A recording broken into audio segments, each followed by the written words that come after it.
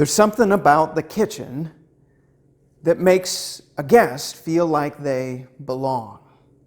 Something about the kitchen that provides a sense of welcome. At least that was the case in the home I grew up in. We had a formal living room. It was the room with the fancy couch and the fancy chair and some glass and crystal that was really expensive. And so my brother and I were not allowed to hang out in that room because that was the room for guests.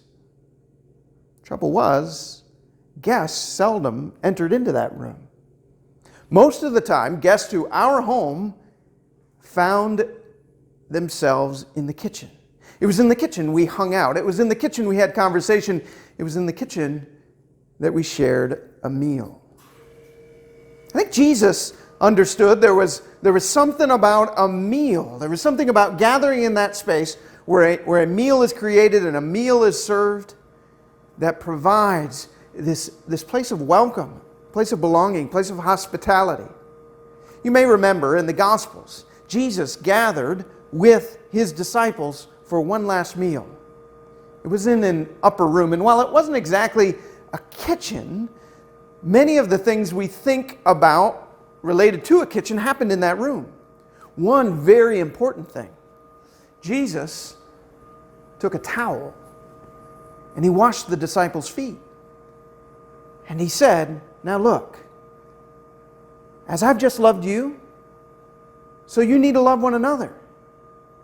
And if you do this in such a way that others can see this radical demonstration of love, they'll know you are my disciples because of the way you love one another. Last Wednesday, I gathered with many of you and we talked about this time that we spend together that begins here in the kitchen. Because our time together centers around a meal that is created in this space. Thanks to Teresa Pinkelman and many others over the years who have given themselves to create this meal. It's been a meal that has been centered to our church family life. And it kicks off much of the work and life we share together, discipling our children and our youth. Often we've had Bible studies and music practices, things like that. But I and the church leadership have shared with you this past Wednesday and in other times that we sense God calling us to leverage the kitchen, if you will, to leverage this meal, not simply for our own sake, but for the sake of our community. So that we can share this life we enjoy so much with those all around us. I shared this last Wednesday. There's a video linked with this much shorter video, the video of the presentation from last week. It's nearly an hour long. That's why I'm shooting this. For those of you who weren't able to be with us, to hear about this vision we think God is calling us to offer the life of our church to our community by welcoming our whole community to share a community dinner with us on Wednesday nights. It's a dinner we hope you will invite friends. We're going to send an invitation to the AA groups, to the youth and children's theater company that uses our church building, and maybe most importantly, to the after-school program that meets at Union Elementary just up the alley.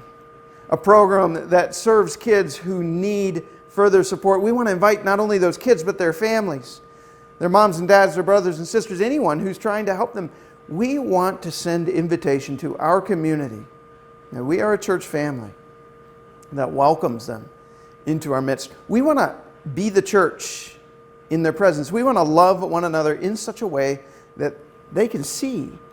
Because Jesus said, then they'll know you are my disciples. We're talking about this for the next couple of weeks. This coming Wednesday night, next week as well, in anticipation that we will welcome those from our community in with us in the month of October and beyond.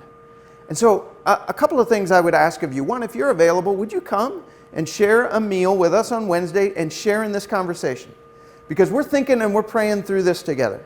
We think this is God's call in our life, but we're not positive.